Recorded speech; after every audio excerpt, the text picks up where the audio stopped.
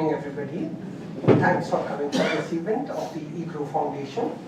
We are a foundation for economic growth and welfare, which has been registered as a Section 8 company in the month of November. So we're very, very young. The aim and objective of this foundation is very simple: research-based policy recommendations. The areas in which we are working is basically monetary and fiscal, basically socioeconomics, monetary and fiscal, health economics, agriculture economics, and social issues like malnutrition, poverty, and geopolitics. That's the major area in which we are working. As of now, very independent, we haven't gone for any endowments. We are believing that we are going to undertake research, and that will probably take care of our cost and funding. So as an introduction, I would like you to visit our website. We have been updating it regularly with articles written by the experts on the EGROW. I am the CEO. Dr. Virmani is the chairman. Ashok Vishnadas is on the board. He is an agriculture economist, and earlier he was the chairman of the CACP. Dr. Ratan Chand is a health economist, and he was earlier as the National Director for Family Welfare. And then we have Colonel Singh, who's a geopolitics expert. Just a 5-member team. We are blessed to have 2 advisors. One of it is Dr. Surjit Bhalla. He's here with us. And the other is Mr. Suman Berry, who's not here with us today. So this is the whole think tank that we have. And we are working in the NCR region. So welcome to look at our website. Thank you so much. Thank you, Charan. So let me start by introducing our first panelist, Dr. Ashima Goyal. She will start the discussion after I give her introduction, but let me introduce her first and then go on and give a very brief. So she is a professor of economics at the IGIDR Institute in Mumbai. She is a member of the Prime Minister's Economic Advisory Council and an independent director in IDBI and SBI Mutual Fund. We've known each other for a long time, but the last time we were together as members of the informal advisory panel on monetary policy set up by the previous governor of the RBI. And of course, she is widely published in areas of macro and finance. So before I give the floor to her, let me very briefly introduce, in that informal group and even in the formal MPC, the Monetary Policy Committee, generally the staff gives an overview of the global situation and the domestic economy. So I'll act as the staff rather than as the chairman and give a very brief overview of the global and domestic situation, and then our panelists will give their specific stuff which they will focus on. So at a global level, clearly growth is slowing below earlier forecasts. All recent forecasts have said that the growth is going down by between 0.1 and 0.3% of GDP all over the world, in Europe, Japan, and perhaps with the sole exception of USA, where there has been a blip in growth because of the policies followed by the new president. The second major element of the global economy, which is very important for us also, is the inflation situation. Again, forecasters have repeatedly warned about a rise in global inflation, but they have repeatedly predicted. And of course, now with there was a time in which the oil prices suddenly started moving up, and there was a big scare. But that scare is also now much reduced. And if oil prices remain in the 60-65% range, $65 a barrel range, that's a very positive for all oil importing countries, including India.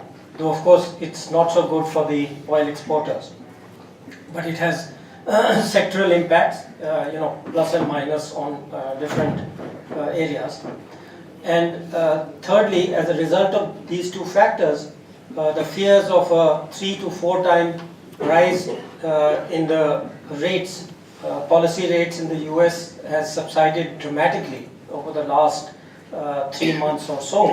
And that again is a positive for many Asian countries, including India, because there was a fear that they would have to raise their interest rates in sympathy. So that pressure has considerably reduced.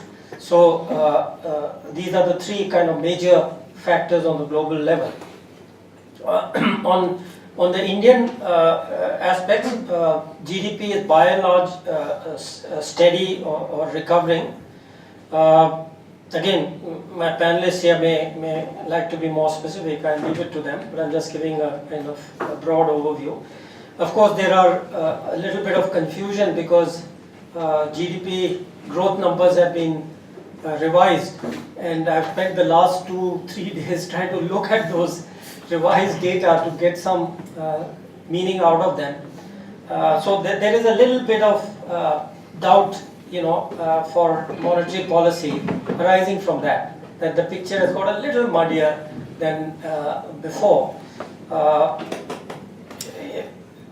To put it very simply, the earlier numbers showed a lot more fluctuation than the new numbers. The new numbers seem to say that the growth has been accelerating, more or less, for the last 4 or 5 years. So that gives a little difficult picture for people who actually have to decide monetary policy. But let me leave it at that. I don't want to get into a discussion purely of numbers, GDP numbers, except to point this out.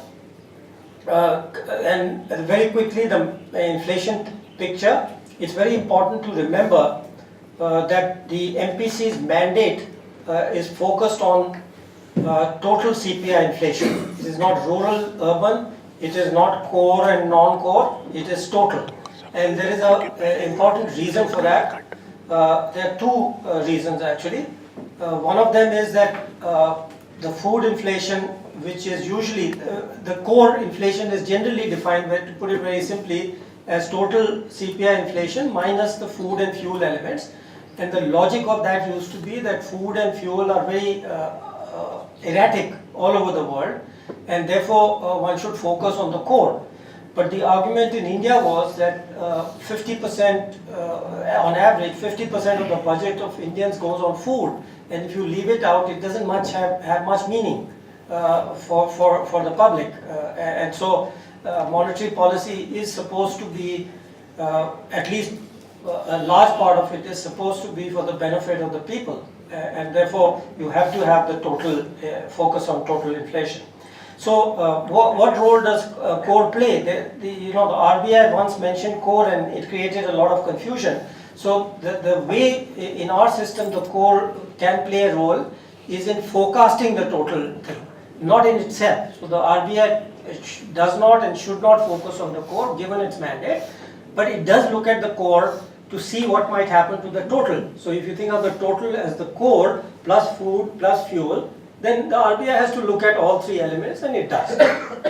So that's one thing to keep in mind. And then what the core inflation actually shows is it's been, for a long time, it's been steady at, I forget the exact number, but something around 6%. It's just been hanging around there plus minus 6% with not much change.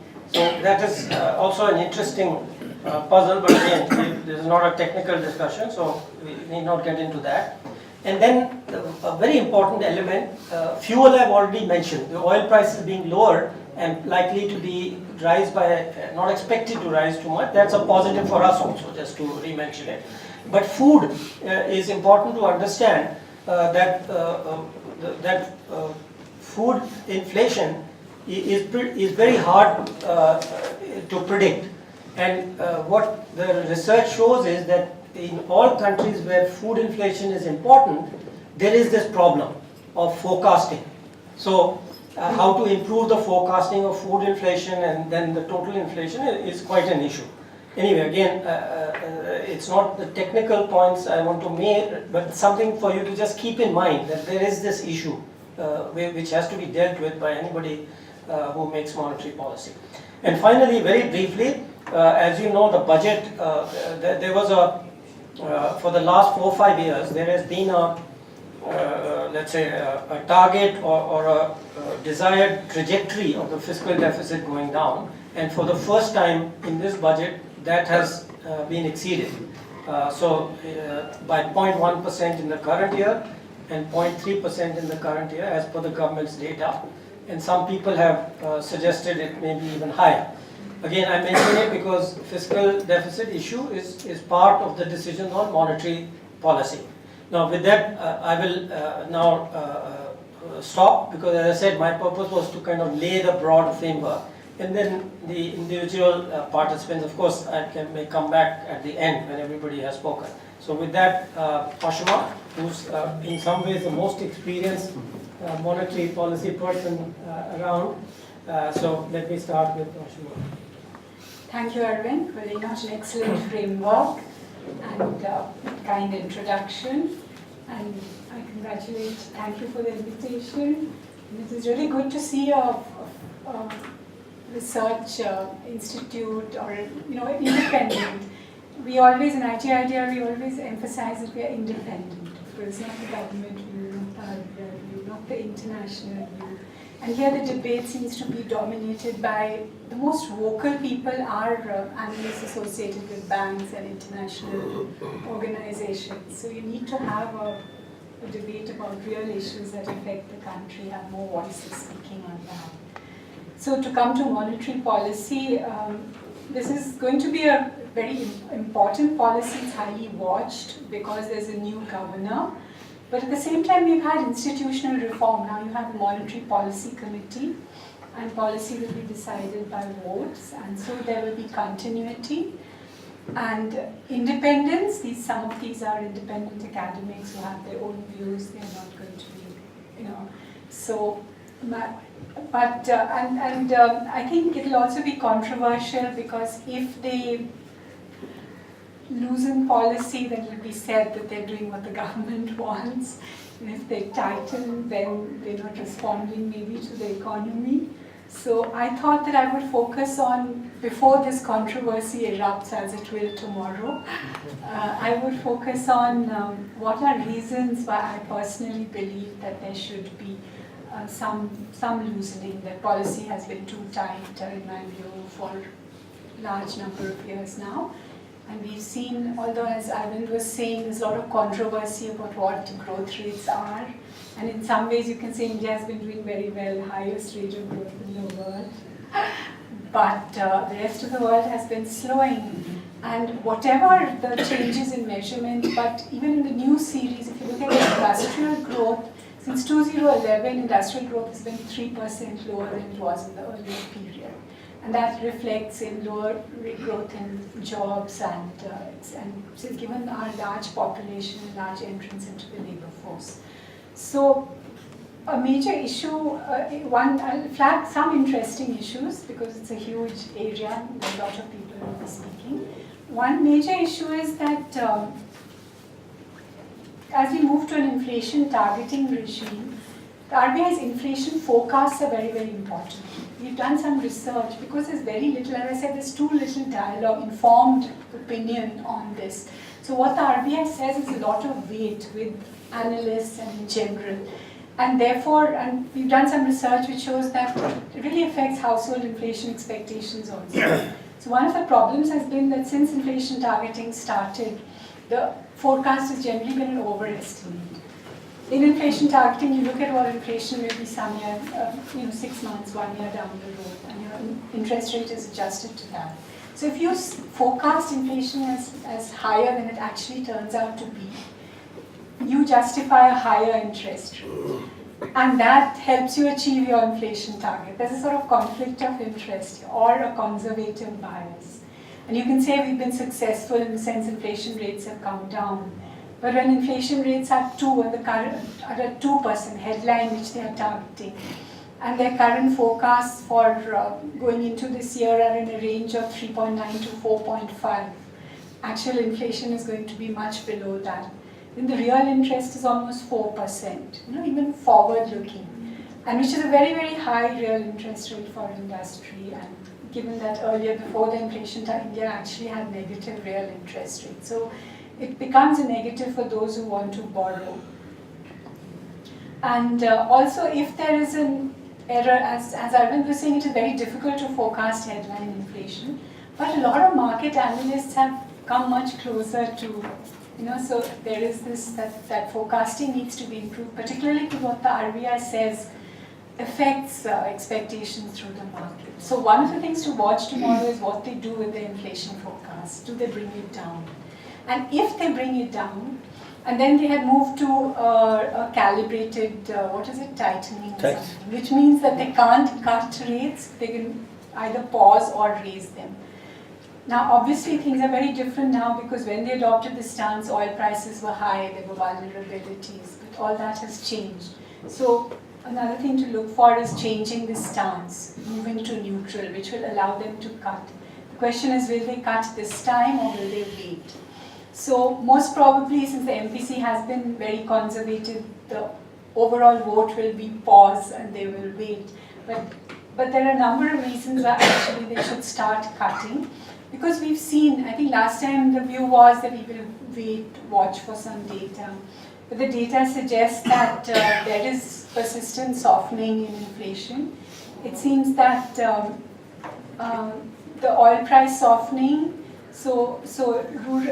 one of the sort of risks they will flag is that core inflation is high, it's almost 6%, even though headline which they directly target is low.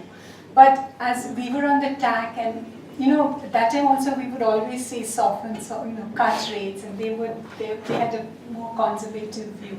And they would point to core inflation. Just as it has been steady at 6, it had been steady at 8 then, But there was suddenly it fell. So if you're successfully anchoring inflation expectations, you're able to forecast and then household inflation does adjust. So it's possible that core will respond to the softer headline inflation, so we'll see some softening.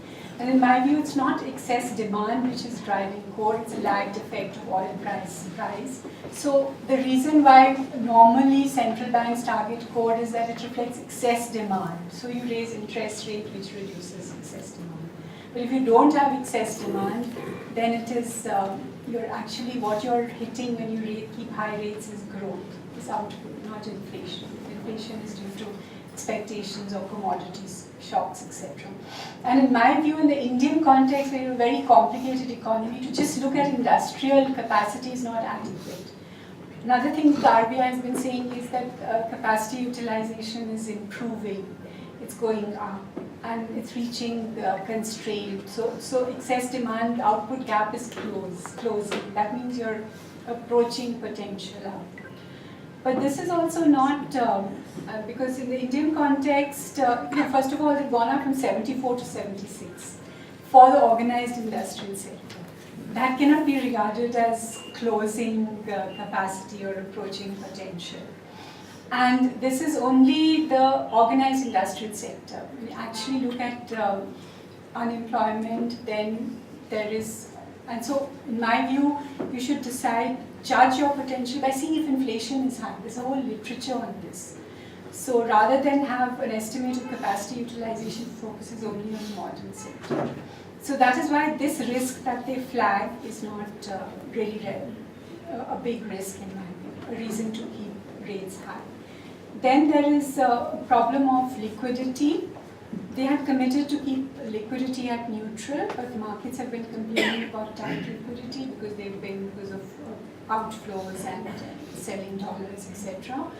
And again, you've done some research which shows that the composition of liquidity matters. Reserve money has a greater impact, and banks look for more durable liquidity to lend. So they should quickly take it up to neutral. That would also help in transmission. It would lower the market rates, which are reflected in the lending rates for industry. A lot of industries borrowing in markets now.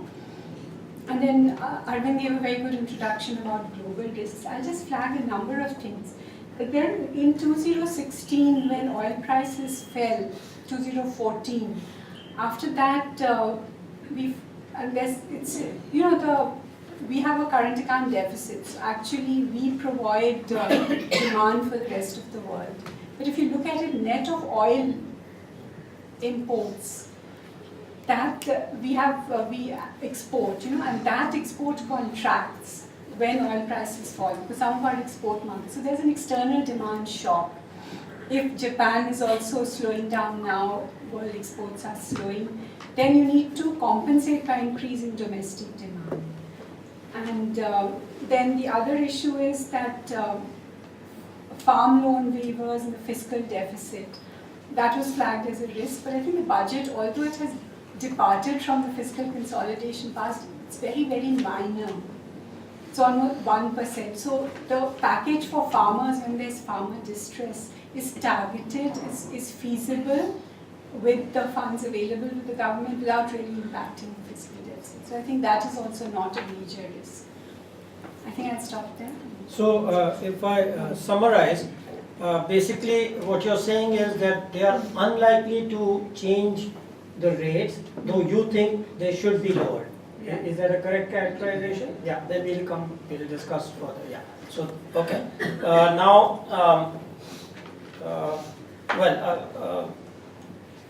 I think, she's flagged this whole issue of forecasting, etc., which we'll discuss further. Just to clarify for those who don't know, the action now, the point she made is very important, that the governor per se is not as important as he was in monetary policy before the monetary policy committee was set up, because in principle there has to be a vote, and kind of how she put it, if I'm not misrepresenting, is that vote could still be, for example, 4-2, not to do anything, you know, even though two of them may feel very strongly. So it's more stable in that sense. With that, let me turn to Indranil to give his remarks. Thank you, sir. We are calling for a cut tomorrow, and we think there are 5 reasons for that. You know, first of all, real lending rates are clearly very high. Oh, sorry, I should have introduced. My fault. But okay, because you were here last time, I kind of overlooked, but maybe new people here. Mr. Indranil Singh Gupta is senior economist at the Bank of America Merrill Lynch, the research division, and it is the second time he's joining us, so he's almost a regular participant. Sorry, yeah, continue. Okay, you know, like I said, that we are calling for a cut tomorrow, and we think that there are 5 very compelling reasons why. Number one, you know, real lending rates are clearly very high.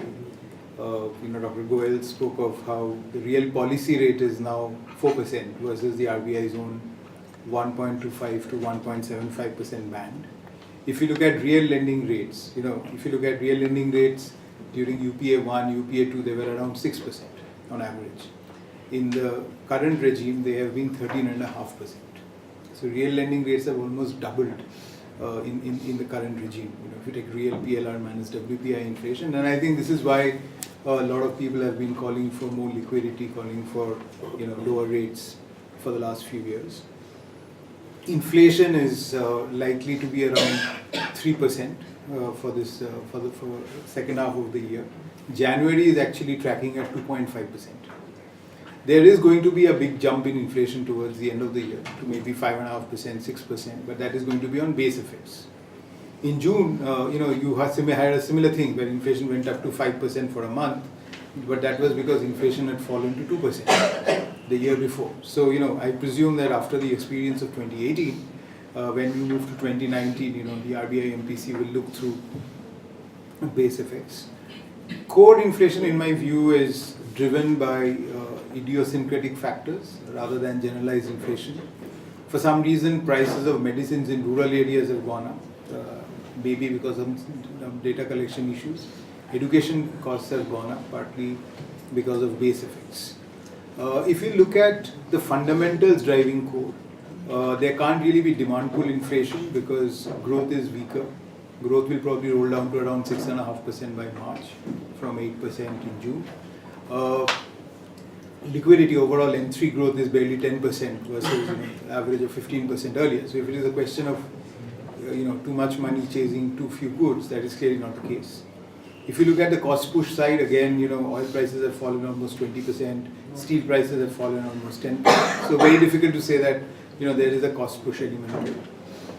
Coming to the fiscal side, we do not really put much stress on the fact that the fiscal deficit is marginally higher, given that the long run fiscal deficit has been around 4.3%. And if you look at the borrowing program, we think that, given that foreign capital flows are unlikely to come in the first half of the year into the elections, the RBI OMO will actually be sufficient to keep the GSEC market, to clear the GSEC market. Finally, coming to the rupee, we think that number one, a rate hike typically goes and hurts the rupee in India because the bulk of flows here are equity driven. FPI investments in equities are almost 8x, 7x, 8x of that of debt. The other is that the global interest rate pressures that we saw are receding. Our own call is that there is, first we had 100 basis point Fed hike, now we've cut to 50. After the last meeting, we're saying that even that is less likely. So, anyway, which way you cut it, whether you look at where real lending rates are, where growth is, where inflation is headed, where, the fisc is, where the rupee is, and, globally, last year, barring India, every other BRICS, I will say, including South Africa, cut rates. So we were an outlier in that we hiked, whereas everyone was cutting. And we think that, therefore, on balance, given that the busy season is ending in March, time is really running out for rate cuts. Because if you don't cut tomorrow and wait till April, then you are already in the slack season. So, it makes no sense. Because then again, activity will pick up after October. So if you want to make a meaningful difference to activity, we think that you have to cut tomorrow. Okay, thank you. That was very succinct and precise. Next, let me. Do you want to come in now, Surjit, or should I? You're the boss. No, I was thinking. What do you have? Okay. Let's do this. Okay. No, he only was saying that he wants to come at the end. That's why I was asking. What do you think? Okay. Well, maybe we need a different perspective. So let me turn to Mr. T.K. Arun. He is the editor opinion of the Economic Times, and like many others, I've also known him for a long time when I was in government on the other side of the table. But TK, I'm sure you'll give us a slightly different perspective from the one we've had.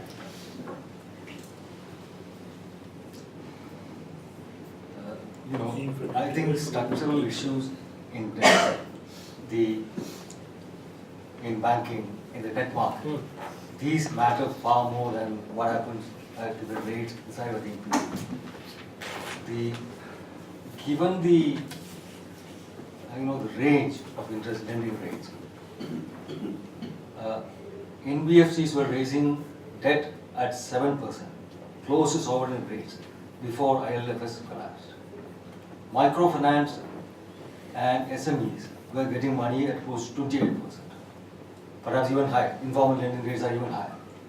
So we have this kind of a very skewed interest rate structure, and which arising from rigidities in the mediation of savings to those who invest. Now, this is the one that really needs to be tackled. Now, over the last couple of years, some very desirable changes have been made to debt market reform. But still, they haven't reached a level the debt market can actually start functioning. Now, in the US, the junk bond market has become so stable, it is no longer considered a particularly risky form of lending. I would say that instead of trying to force the largest companies to go to the debt market, which is what the government has been trying to do, which is what the RBI has been talking about, it might make a whole lot more sense to allow various kinds of pools of savings to invest in sub-AA rated securities of SMEs. The recovery rate for banks from small borrowers has been much better than from large borrowers. They have no recourse to fresh lending, so they always repay because they want to make sure that their access to credit remains open. And if they are allowed to, through direct participation in the debt market or through intermediaries, to raise money from the market, even a 15% rate from the debt market for SMEs would be a godsend. Now, these are the kind of issues that we need to look at. And bank lending remains constrained not by lending rates, but by the non-performing debt burden they have, and which they are getting out of. Government has done some progress in recapitalizing the banks, and once that materializes, and the raid raj on bankers is sort of absorbed. I mean, you can't expect bankers to take a decision on lending, making loans, if they stand a very good chance of going to jail before they retire. Why would they? Or even after they retire. So these are governance issues in banks which need to be addressed before credit cans start flowing to would-be borrowers and would-be investors. Now, I think the RBI is getting it right when it says that capacity constraint is being reached. Our industry typically starts investing, increasing capacity before they exhaust capacity. If they see lending rates are low, growth prospects are good, then they start investing well ahead of hitting capacity constraint. And so this is a good time to start investing. So I think they will like to invest if credit is available and if conditions are stable. Now coming to the fiscal deficit, I don't think we should focus just on the centre's fiscal deficit. While it is true that the centre's fiscal deficit nominally is 3.4% of GDP, I think the state's fiscal deficit will be perhaps as large, if not larger. Now, debt waivers are being done by the state governments, not by the central government, or farm loan waivers. Various kind of handouts are being carried out by the state governments. The rice at 1 rupee in one state, rice for free in some other state, cooked food in various states. Now, these are all things that impact the financial state governments. And this government did a major disservice to state finances by forcing them to take on the debt of broke SCPs. The Udan scheme made the state governments take over the debt of the electricity boards. Instead of telling people they have to pay for the power they consume, which is the only solution to the crisis in the power sector, we have been trying to solve this through various kinds of financial engineering, which ultimately doesn't work. People have to pay for whatever power they consume. Till this lesson is driven home with force, as had been done in Gujarat by the current Prime Minister when he was Chief Minister, as had been done in Calcutta by the Communist government and subsequently even by Mamata Banerjee. Unless this is done, you can't have a viable power sector. And if the power sector keeps on piling up debt, which is happening even now after the Udan scheme was introduced, and to hide which the government has stopped publishing figures of SCB finances, we cannot have a viable power sector nor viable state level fiscal management because they are being forced to take on the debt of their broke SCBs. So we will have a fairly large fiscal deficit at a state level. Now, the central government places before Parliament, along with as part of the budget documents, a long-term fiscal management policy statement. That says the government is fudging its figures. That part of the resources are not being shown in the budget. Extra budgetary resources. You know, when we had the plan scheme, planned expenditure financed by extra budgetary resources made sense because these were planned spending by publicity undertakings. But can the government have extra budgetary resources? So various agencies like NABARD or National Highways Authority or whatever, they are raising money and it is being spent on government purposes, and that is not reflecting in the government's books. The government's own budget document says this current level of debt is 0.3% of GDP, which is not reflected in the fiscal deficit or other accounting. Both the government's own long-term fiscal management policy statement as well as the CGA, the Control General of Accounts, have called upon the government to get its accounts in order. So it is not correct to say that our central government's fiscal deficit is just 3.4% of GDP. It's probably 3.7, maybe 3.8, we don't know. Secondly, the state government's fiscal deficit also is reasonably high. Since much private investment is not happening, probably this doesn't really matter so much. But I think in the coming next 12 months, things should change, investment should pick up. And if that happens, then the inflationary potential of a large fiscal deficit will kick in. So I would be cautious in recommending rate cuts. I would focus more on addressing the structural rigidities in our credit markets, both debt as well as bank, and allow any rate changes indicated by policy rate changes to pass through the various lending activities of the banks and focus on actually the rigidities than on the rate per se. Thank you.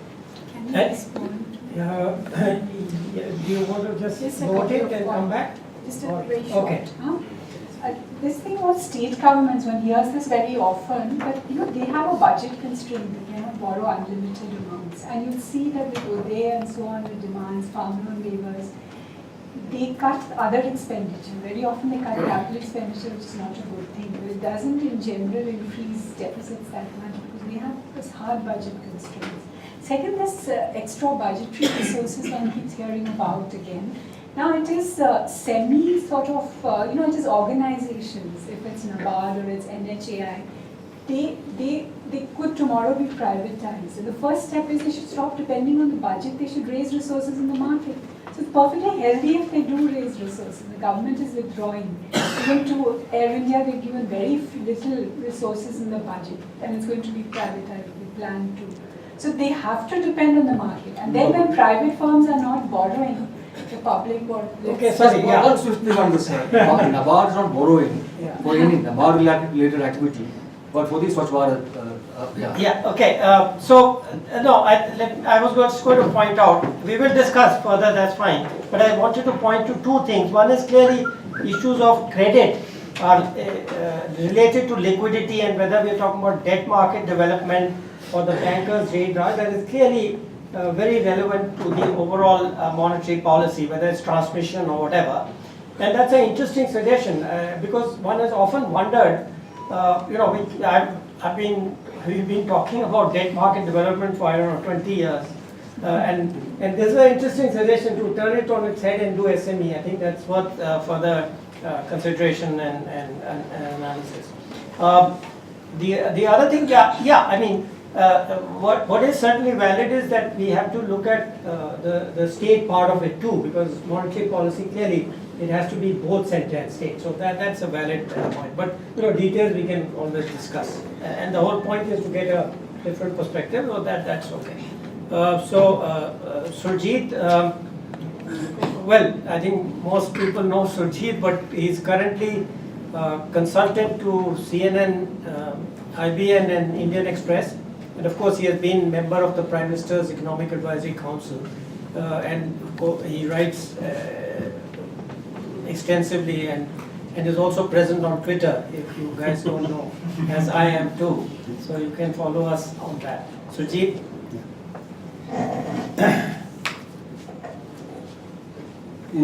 My first point is that the RBI and what it will do has become, for me at least, a very, very boring movie.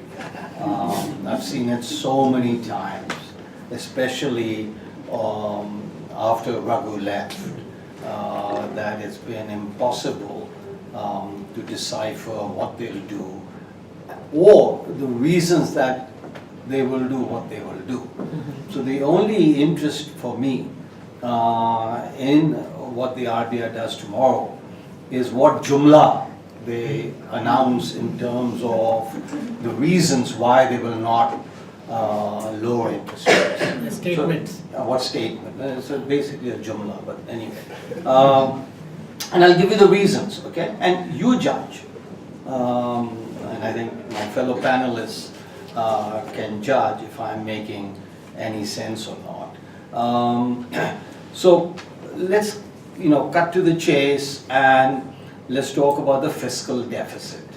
Now I challenge any of my panelists, anybody in the audience, to show me just one piece of evidence that states or proves or correlates with inflation. That is, you must have, since we keep coming up, and my good friend T.K. Arun now saying, Acha, 6 months from now we'll have fiscal deficit higher and therefore we'll have inflation higher and therefore we should not do anything, if I understood T.K. right. Now, my question is this, okay?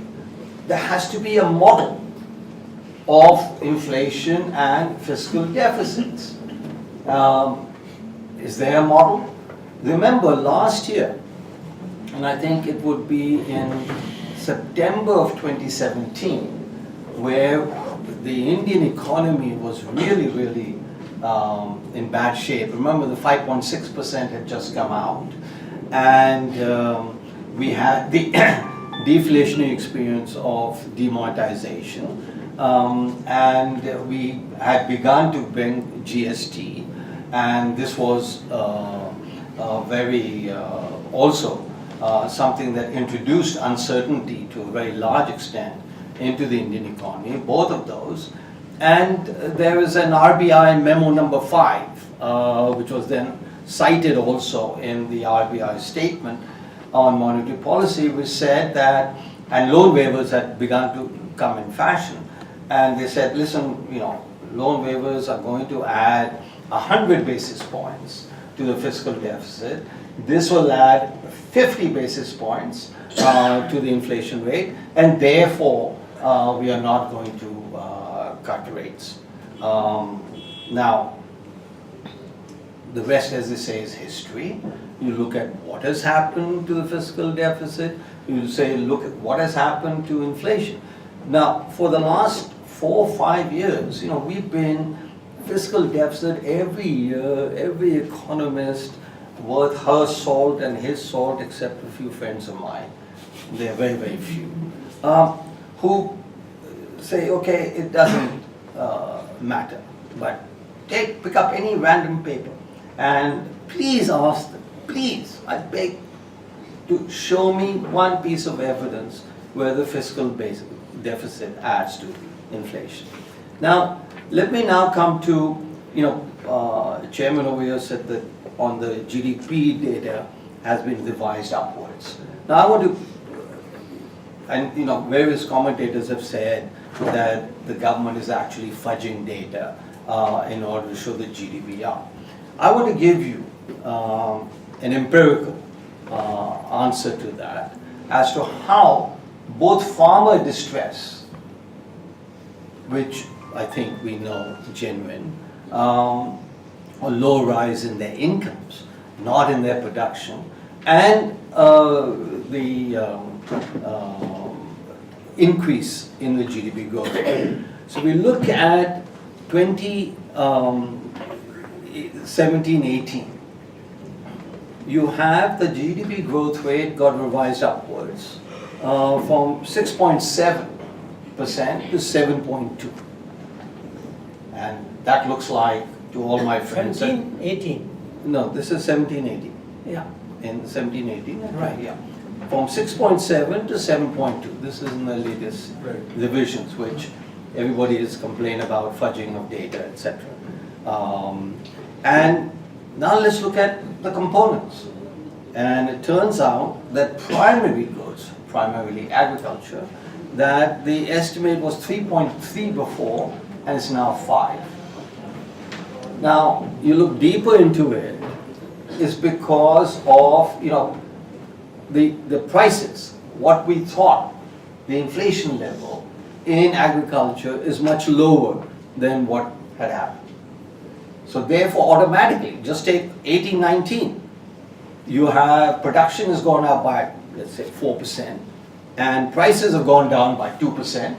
So therefore, the GDP in agriculture will be broadly 6%, which is, and we'll all say, oh my God, how can you have GDP in agriculture, or X%? I mean, I'm just telling you that if you have a price decline, that adds to GDP growth.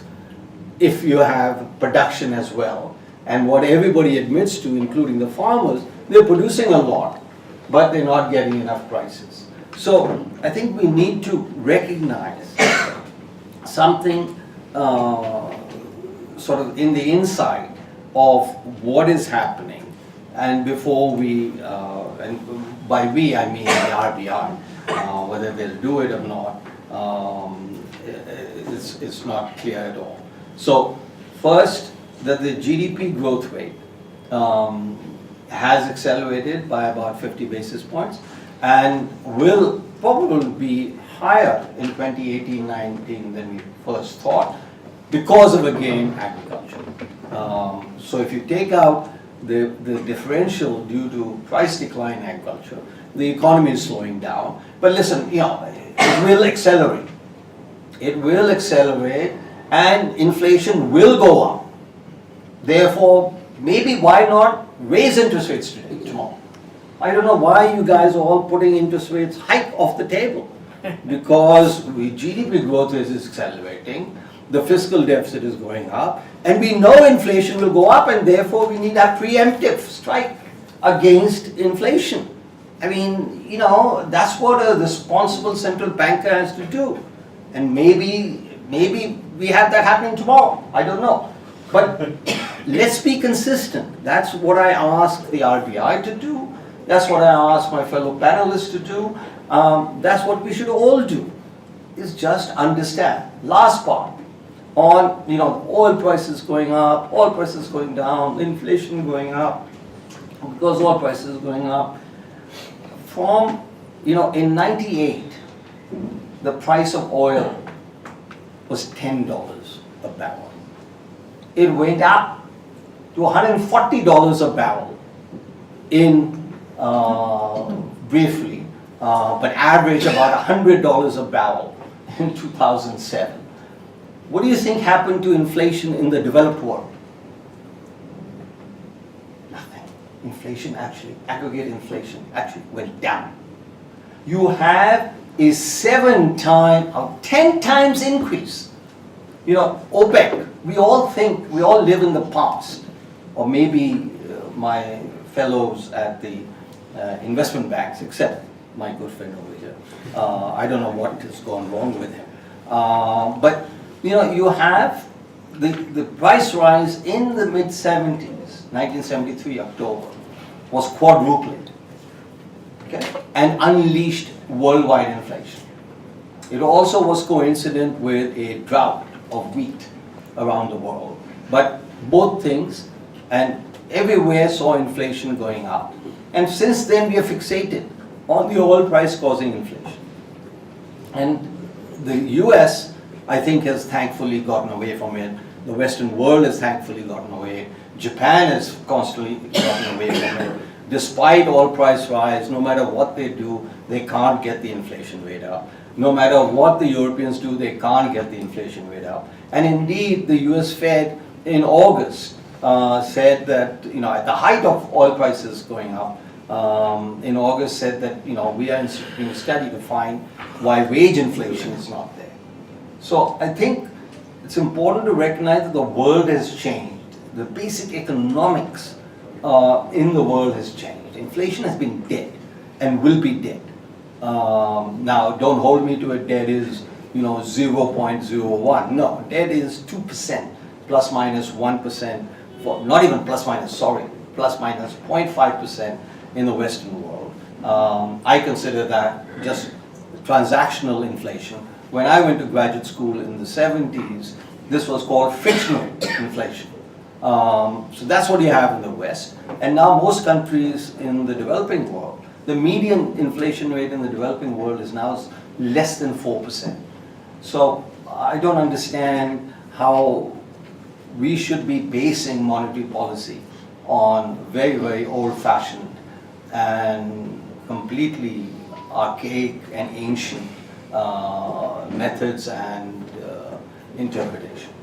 So what's your recommendation and or forecast? Look, the economy needs at least 100 basis points of rate cuts, at least. Okay.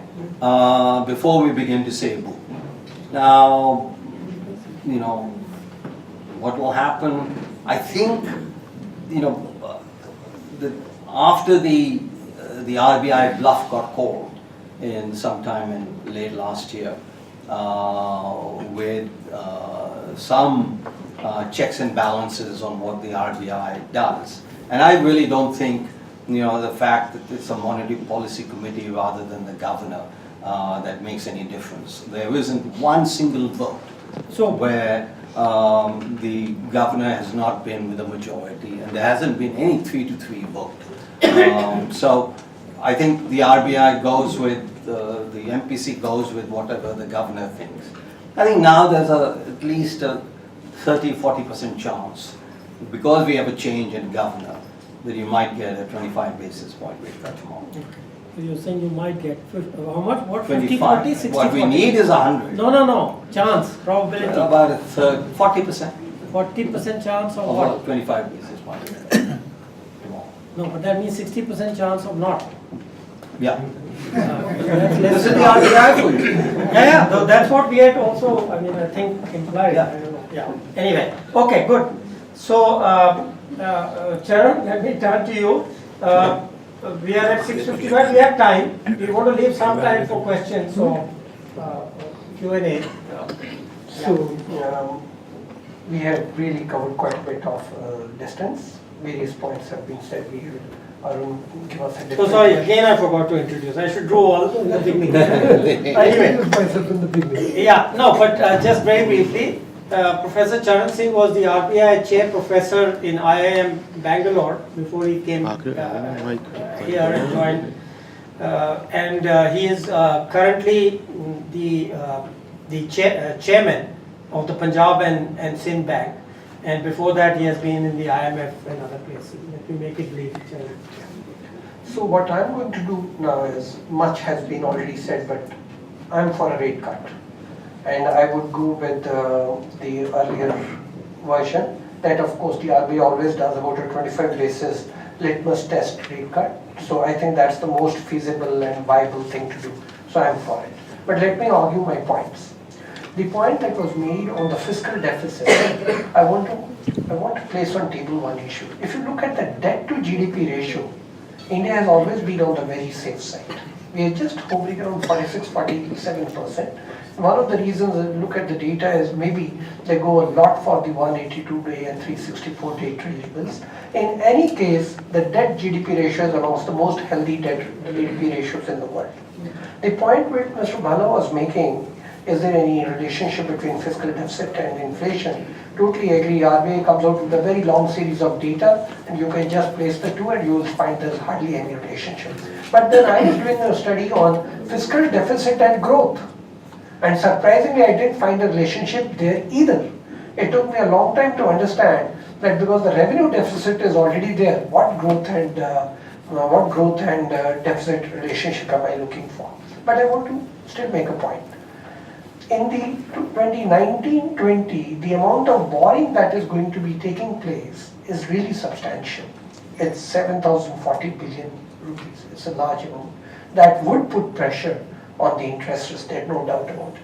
The second thing, if you look at the rate of interest and compare it 6 months back, take July, take January, take February today, the rate of interest on a 5-year, 10-year, say 20-year, 30-year, sometimes you find that there's an inverse curve up emerging there, which shows there's lots of confusion. If you look at the data even today, the 5-year is going around 7.4%, the 10 is 7.6, and then beyond 10 everything is clustered around 7.7, 7.2, 7.3, that's how it is. So I think there is need now for the RBI to come out very clear what their stance is.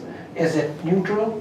Is it accommodative? Or is it still going to be tightening? And this confusion in the market is not very good. As far as the prices are concerned, if you look at the global trend of oil prices, yes, they did touch 110 and average there 140. But now the global trend is still 20, 30. If you look at the trend, oil should stabilize around 70. How accurate it is, I'm not very sure. Of course, I totally support, and I have been also saying for nearly 3 years now, where is the RBI's inflation forecasting model? Whatever inflation forecast ever they have made, I've always found out that they had to bite the dust. So that gap is already there. But if you look at the global prediction of oil, around $70 a barrel is what they were predicting for 2030. Food prices, we all know, they're in the negative zone, and therefore the logic of real interest rate being very high, that is obvious.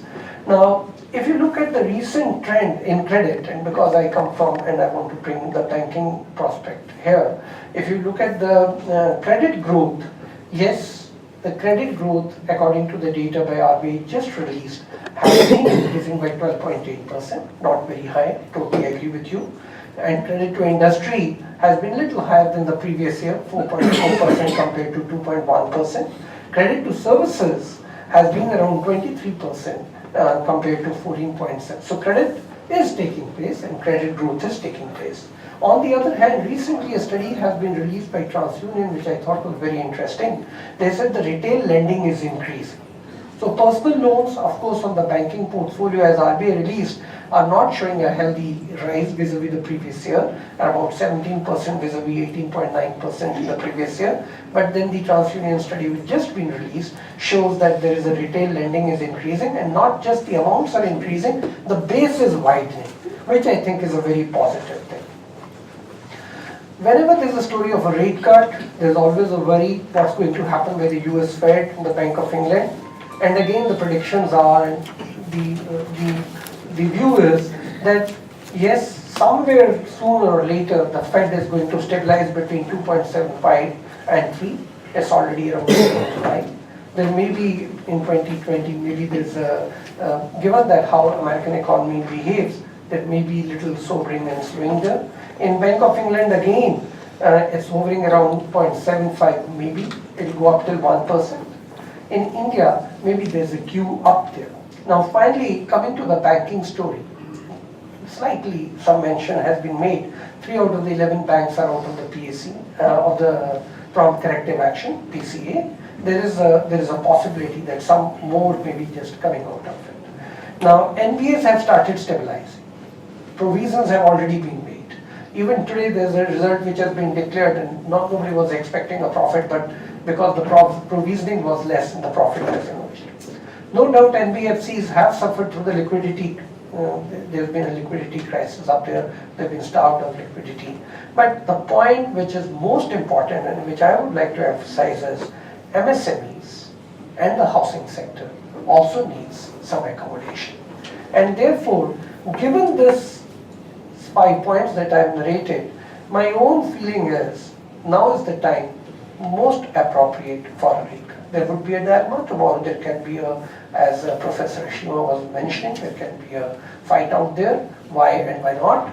But going by the logic of the situation as it is emerging now, going by the global trend, I think it's time for a 25 basis rate cut. Thank you.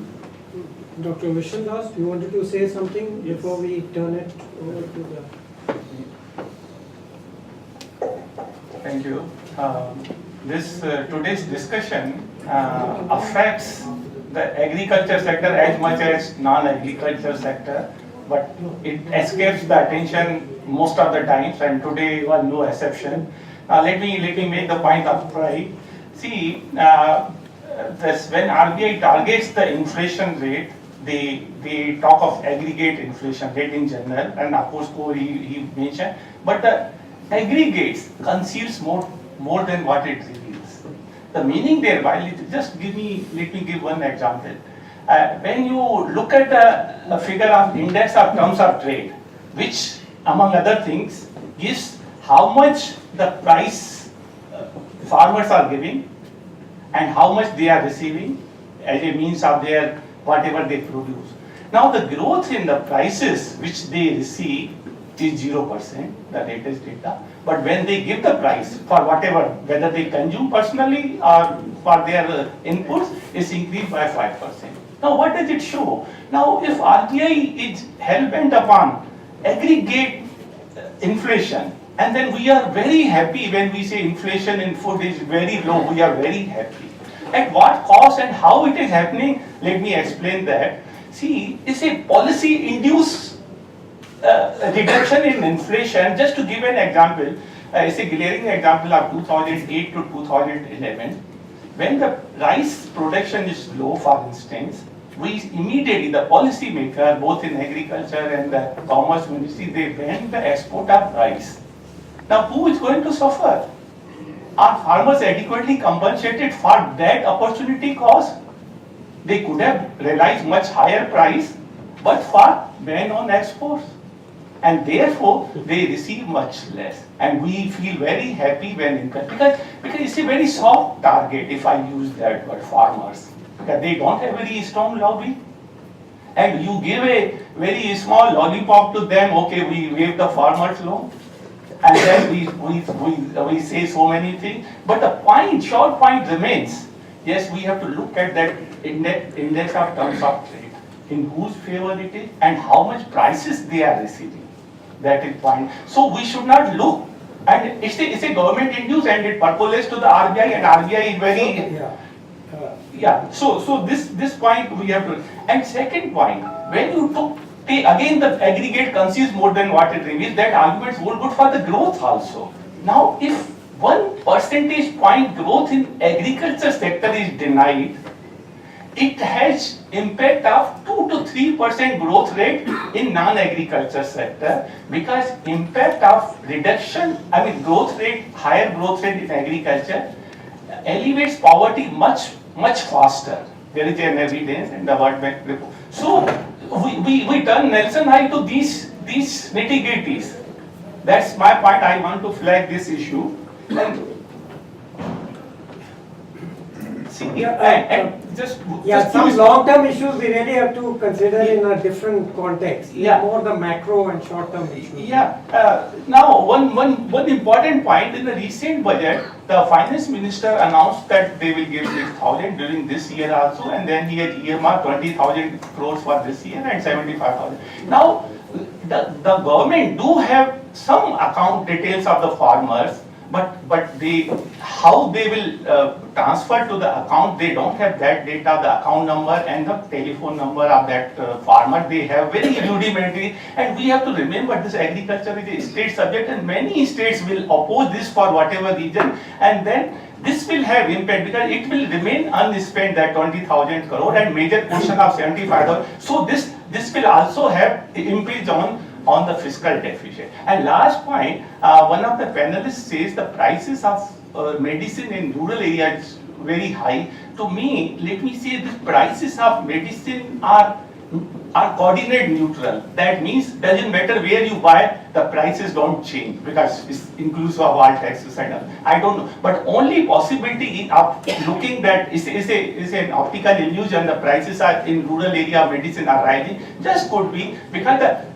income levels are generally increasing, and the people have become conscious, they are literacy, and therefore they are taking good care of health. Therefore, they may be spending very high. NSS data might show this. So this is our view.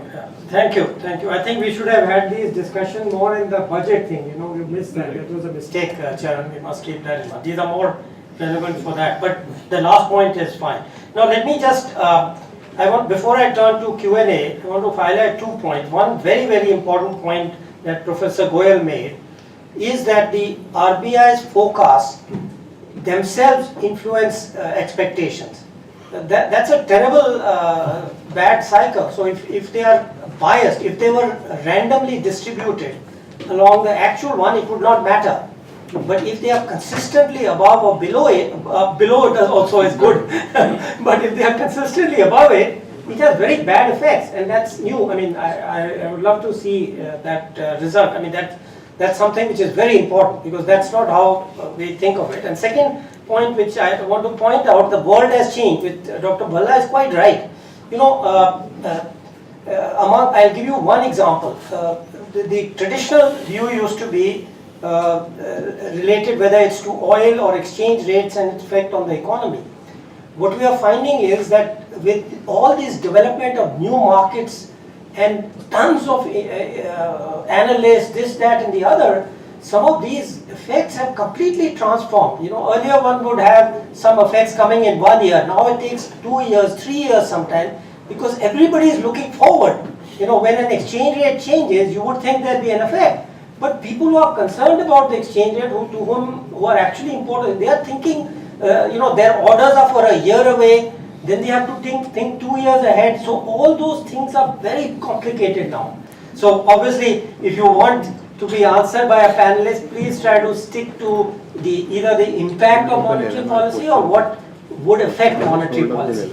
And not, because that we don't want to go into budget other issues at this point because we have limited time.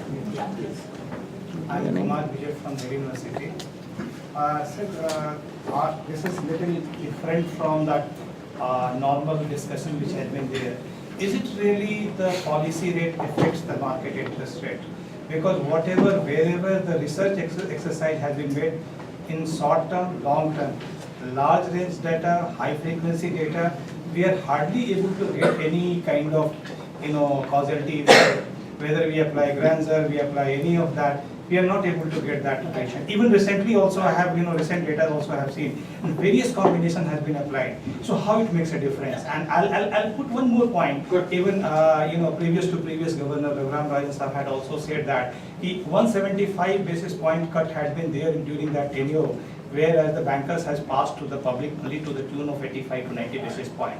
So now really it is a psychological effect or it has got certain true impact? Excellent question. So I'll just put it on the table and I hope my panelists will answer towards the end. You'll have to be a little patient. But the question obviously is the on transmission plus the actual effect once it gets transmitted. So I hope some of you will just note down and answer. So the next question. So you and then you. Yeah. I'm Professor Ram from the International Management Institute. I just keep wondering every time when there is going to be a monetary policy, all of us get engaged.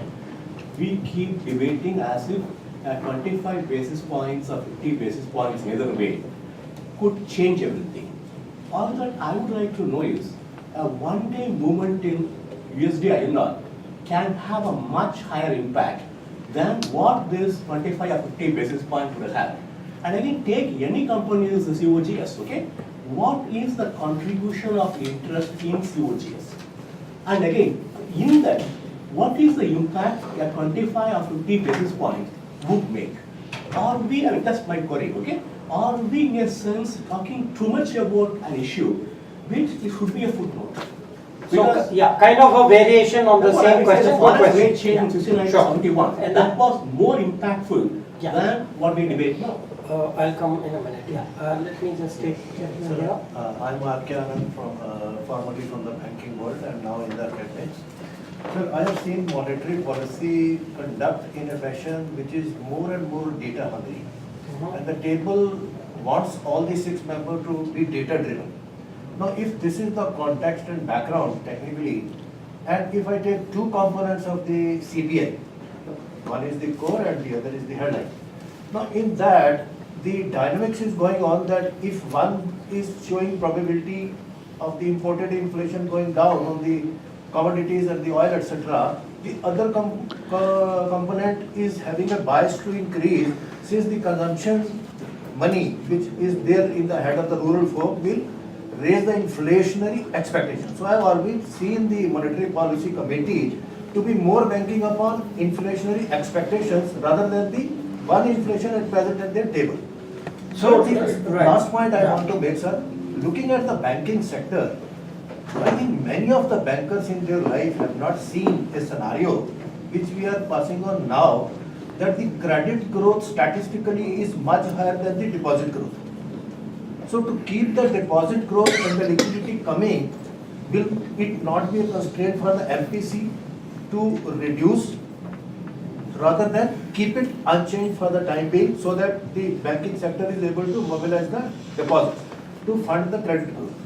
So these technical issues are coming in the mind. Yeah. Okay. Yeah, that's a slightly different question. We'll see who wants to answer. Let's come a little this side. The gentleman in the white shirt. Yeah.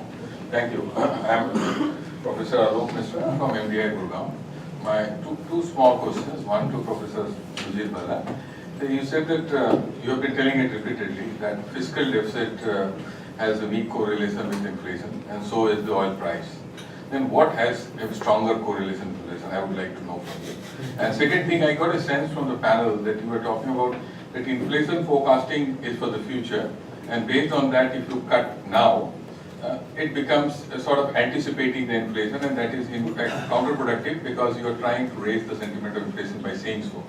But the monetary policy will always have a time lag, so we need to have the inflation forecast forward looking. What is the harm in that, and what is the alternative to it? Good evening. I am Dr. Saurabh Agarwal. I am professor at IIF and I also represent the governing body of ASSOCHAM, ESIC and CBWE, all Government of India organization. So it's a very good point that all the panelists have agreed upon 100 basis point rate cut. And I pointed out... No, not everybody has agreed on 100. I will summarize later. Sorry. So consensus, I would say.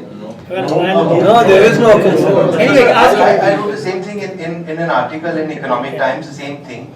Now my point is, if the banks give, say, 25 basis point, we expect it may happen, but if the central banker does that, and at the same time tightens the credit standards and credit analysis, so how, the MSME or the other sector will really benefit? Also with recent, the budget announcement and cash transfer, there is likely to be an increase in the fiscal deficit. It is being pointed at about 7 lakh crore, rising from 6.35 lakh crore, which was the earlier budget estimate. Now, what will be the impact of that on the economy? I'd like the panel to answer that. Thank you. Last person, then we'll take a round of answers because they're all very good questions. Yeah. My name is Aixana. I am country director, Art for Peace Award. I am a social worker. I want to know, taking the point from you about the exchange rate. 1947, 1 rupee was $1. 1 rupee 14 paisa was equal to $1. Can these panelists with such high-level intellectual economists and with the RBI take on to free the rupee, make it partially convertibility to fully convertibility? We cannot buy anything with our Indian rupee. Going abroad can't even buy tissue paper.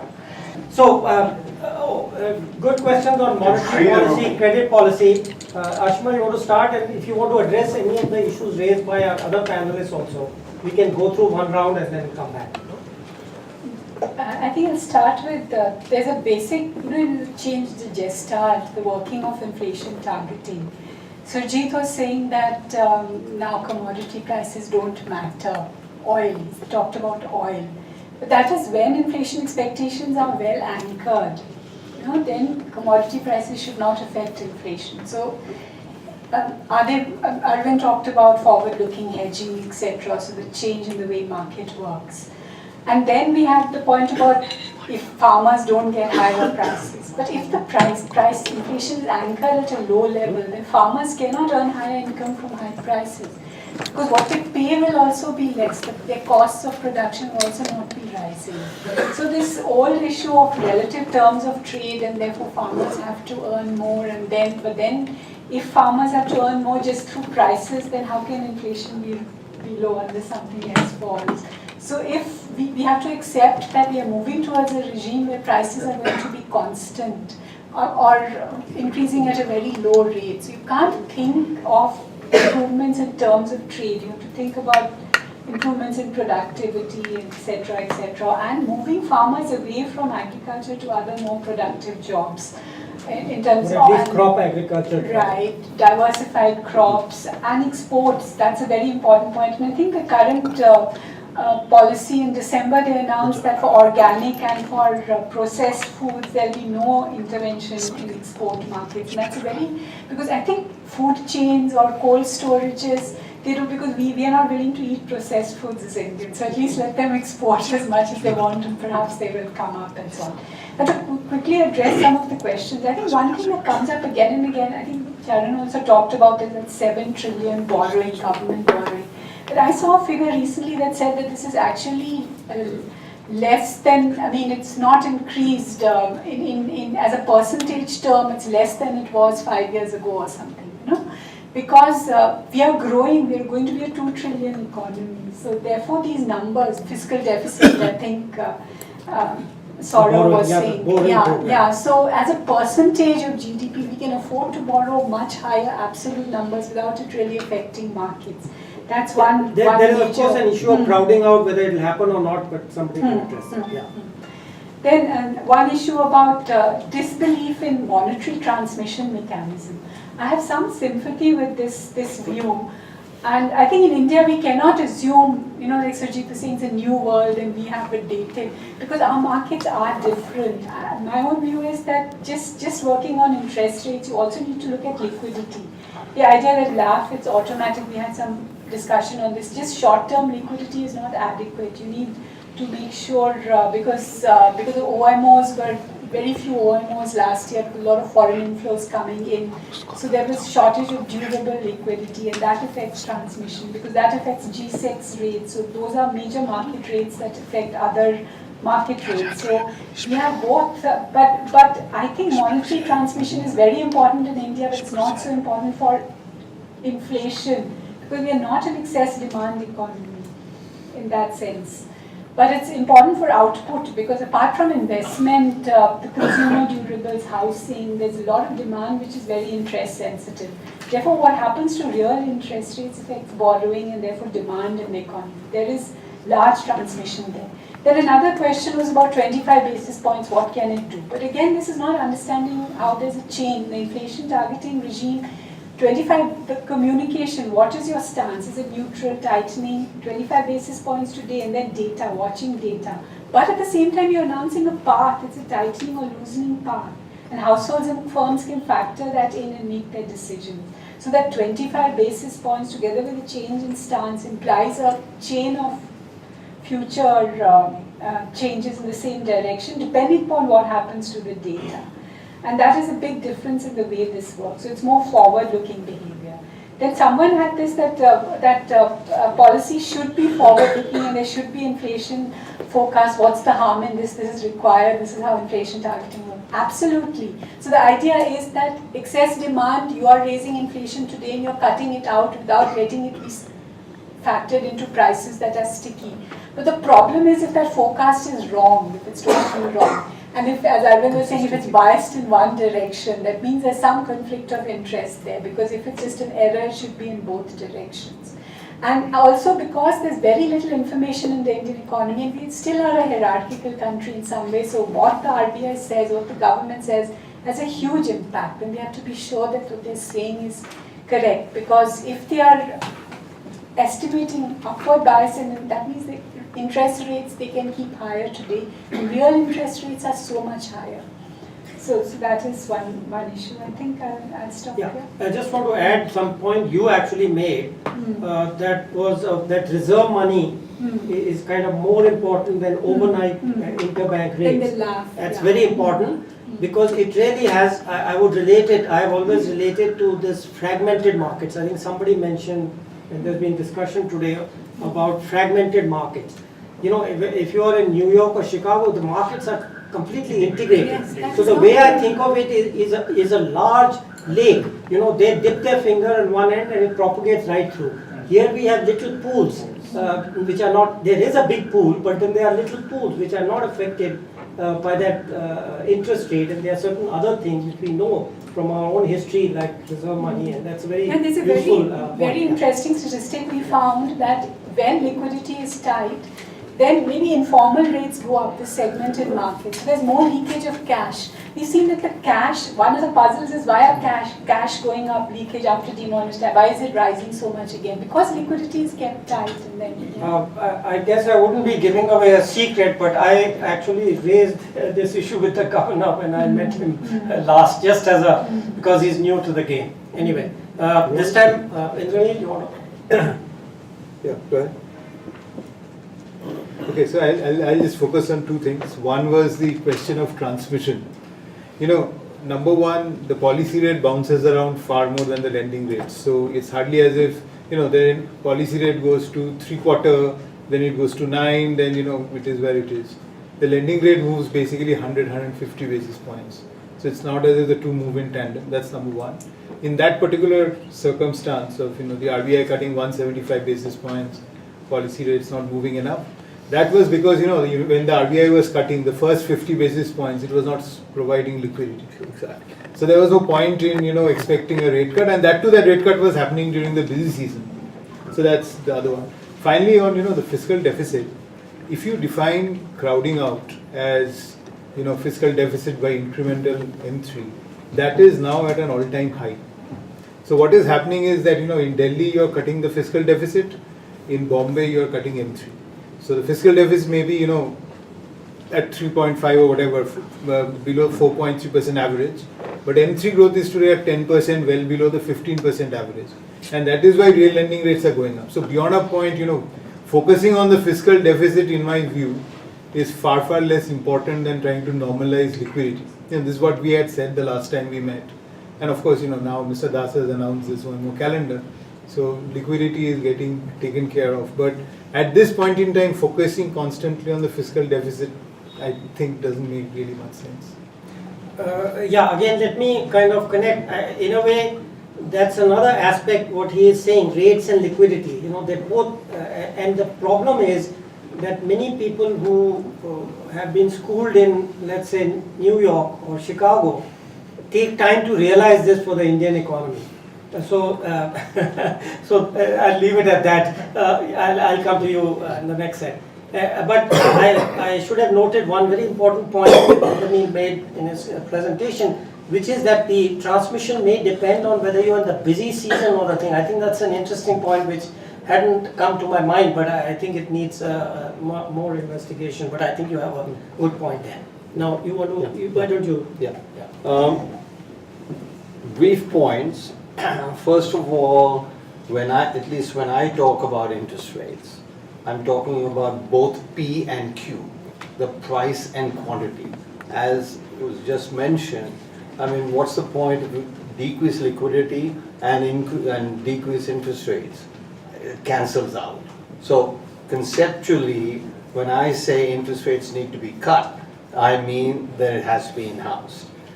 More fundamental, the two questions raised. We are different in India. Let's just admit it. And around the world, the entire conversation about the economy is on interest rates. So you scratch 7 billion people, they have red blood. But us 1 billion is not red blood. I don't understand why, we are human beings, they are human beings. Why shouldn't it work in India? And Ashima said very rightly, it's not the 25 basis points. It is what, as I said, we need 100 basis points. Now, if 25 basis points here today, gone tomorrow, then obviously how much is gone? Last point and conceptual point, if you think interest rates don't matter, then they should just raise rates. Kya fai padta? But I don't see you arguing that they should raise rates. Therefore, somewhere in the back of your mind is that it does affect. Otherwise, raise rates. What's the point? वो bank को थोड़ा फायदा हो जाएगा तो lazy banking चलेगी. So I just want to say that look again, and this I've documented in empirical papers. You want to look at, just do the following: take the SPI lending rate, okay, available for the last 40 years. Then you take the inflation rate. Then you take the real interest rate, one minus the other. You lag it 1 year because it does take, it's not an immediate effect. And you have GDP growth on the left hand side and this variable on the right hand side. You see what you get. Surjit, the point is to tell them, they are not questioning you. So let me repeat, what he actually told me when he did the research is more relevant. What if I remember what he found was that fiscal deficit was important till an X period or some of the other variables, but have no longer been important. That's the result you should tell them. Not also the interest rates matter. Yeah, interest rates matter. Whatever the determinants, they change. And you have some research, you should put that, tell them, now this is how they've changed. Anyway, okay, TK, you want to add something or comment on something? About prices. The prices that matter are the prices that get you defeated in elections. And this political economy is in favor of farm prices going up. There is no way farm distress can be relieved, solved by handouts on the budget. This is not possible, this is not doable. You can fool people for some time, but forever you cannot. Your irrigation water is subsidized. The power to run your pump set is subsidized. Your fertilizer is subsidized. You procure your grains at an inflated rate. and you offer higher MSP for Goyal and other produce, still the farmer is in distress. The solution is to let markets function, remove export restrictions on crops, let prices rise, and this is bound to happen over the next 3-4 years. And whether you like it or not, I'm optimistic. I'm optimistic. Yeah. Because it's also pressure. I mean, complete agreement. Okay, good. Yeah. Second, Please. now, while for the world at large, petroleum prices might not really matter, but for Indians, for Indian political economy, change in fuel prices matters a lot. And whether the RBI discounts it or not, the government is very alive to how the price of crude globally, the exchange rate of the rupee, and domestic distribution plays out in creating an impact on the citizen in terms of fuel prices. So it is not just price as an aggregate, it is price in its components that also matters as far as the Indian economy is concerned. I think we should bear this in mind. Let me just add one point very important. I'm glad you said about the decontrol. There are estimates which show that these type of controls add something like 16%. I forget whether it must be the agricultural GDP, the value added. 16% cost. So all these subsidies you give is just to compensate for one stupid policies. So why not just remove both policies and they'll be much better off? Then you can think of where they need the help. You know, they do need help, but it's not in these things. Okay, Charan? Yeah, some of the points have already been made, but I'd like to take off from where Surjit Bhalla was talking about. My own research, of course, little dated now, until 95 showed that GFT impact on growth was not there at all. I tried all the granular causality and co-integration. It didn't work. And it's much later I realized it's basically the revenue deficit. Because as Ashima was mentioning, the first thing that takes a hit whenever there is some pressure on the budget is the capital investment on the capital side. So that was obvious. The point that was made on transmission of interest rate, I would like to reiterate one point. Yes, as Mr. Bhalla also mentioned and my co-panelist Indranil, co-reserve bank colleague mentioned, the direction is important. When there is a tightening or loosening, it's important. And how does it really work? The point that was being made that when Raghuram Rajan observed that I have reduced it by 175 basis point, the banks haven't done their due, haven't passed it on. The point is they still did pass it on. And if you remember the arguments that time, the balance sheet of a commercial bank carries lots of baggage. And therefore it's just not 1-to-1, but there is certainly the direction emerges. And I can tell you, the commercial banks, NBFCs, MFIs, everybody anchors their interest rate to what the repo rate is. And each one of them then mentions that when the Reserve Bank is taking this position, it percolates down. The point that was being made on the model, and I totally agree with you, that their models has been also flagged by the panelist here, one-sided forecasts. That is the reason EGROW Foundation has started. We have been saying the governor should introduce a beach book, as happens in the US, with the very best models. They come out with anecdotal evidence from across the country, just covering 7 days before what was the events in the country. The EGROW Foundation on their very first page has started something like called the beach book, not using the same term, but requesting experts who are on the panel of EGROW, wherever they are, northeast or south, give us some output, give us some input as to what is happening to the ground level realities in your area. And we have been getting lots of input there. The last point that I want to make is the credit and deposit story, and the interest rates have to really take into account the depositor too, because they have to provide him a real return so that he's induced to come and invest. If you look up the banking industry today, fortunately or unfortunately, public sector banks are not under any pressure because deposits just keep flowing in. That is the only place which is one of the avenues for investment, financial investment to flow in. So as of now, that's not been a major concern, attracting deposit given the interest rates. Credit offtake certainly is still a pressure point. Thank you. Well, do you still want to, because he's sitting right in front of me, I'm going to give him, because we are out of time, but one question. Yeah, just one very short question. Since the... very quick. Okay, 2 questions then.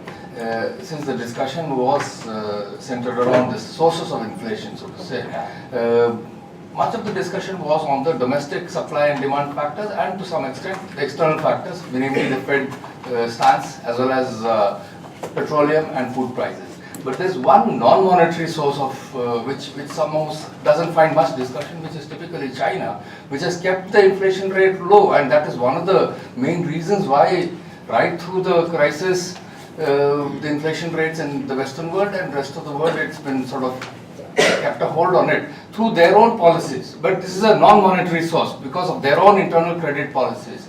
So for some reason I find that's perhaps also one reason why there's undershooting in terms of the projections, because entire manufacturing sector, they are the largest trading partners for most of the countries. Okay, very quickly, please. I'm Nilanjan Gupta. I studied economics for 5 years at DU. To continue on the gentleman's question there, why does RBI allow us to take almost unlimited amounts of rupees out of this country, but not to bring any dollars back or foreign currency back to this country without conversion? It's a very simple question. Question is good, but I am going to... okay, so I want to summarize and then let Charan has to make an announcement. So, yeah, I mean, clearly excess capacity in China is an issue which we can discuss. I'm afraid we don't have time for RBI's control policies. That's a whole different subject, which perhaps at some point we should address, but I'm afraid we're out of time. So I want to summarize the conclusion. I think there's, except for one dissenter who would prefer a neutral policy, everybody here would like a rate reduction and think it's needed. Which is a range of between 25 basis points and 100 basis points.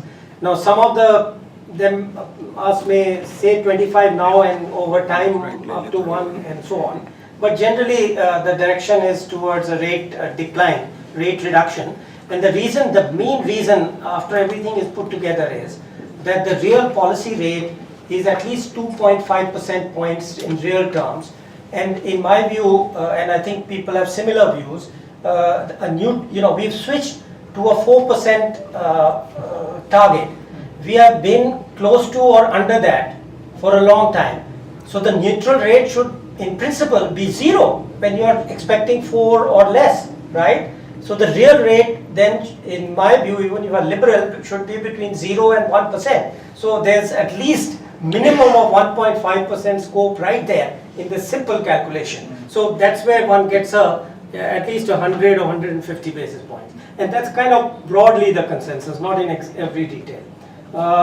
With that, let me, and sorry, on what is likely to happen, I think the consensus here seems to be that there is less than a 50% chance of a rate reduction.